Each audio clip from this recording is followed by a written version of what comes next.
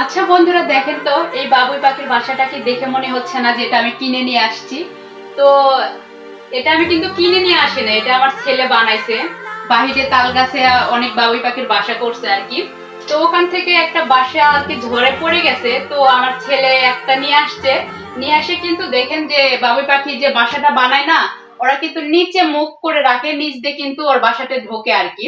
তো আমার ছেলে ওইটা কি করছে, সুন্দর করে কাটছে, কাটার পরে আমার সেলাইয়ের যে সুতা আছে ওখান থেকে সুতা নিয়েও সুন্দর করে দেখেন কত সুন্দর করে পেঁচছে, পেঁচার পরে এখানে একটা সুন্দর একটা মুখও বানাইছে।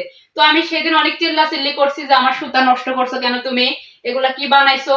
তো দেখি ও এই লতাটা আগে এখানে আমি ঝুলে রাখছিলাম, তো দেখি যে ও এই লতার মাঝখানে এটা দিয়ে রাখছে। আপনারা কম বেশি সবাই আমার ভিডিওতে দেখেন যে আমার ওই রুমে কিন্তু একটা বাবুই পাখির বাসা আছে। তো ওইটার মতো করে ও আর কি করছে আর কি।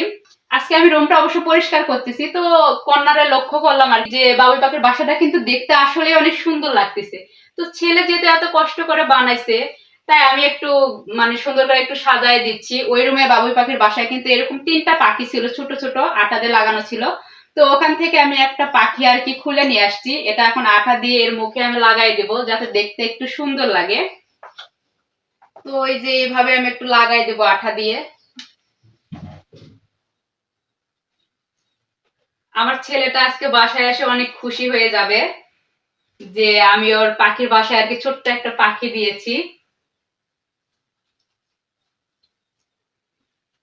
এই তো বন্ধুরা দেখেন এখন দেখতে কেমন লাগতেছে অবশ্যই কমেন্ট করে জানাবেন।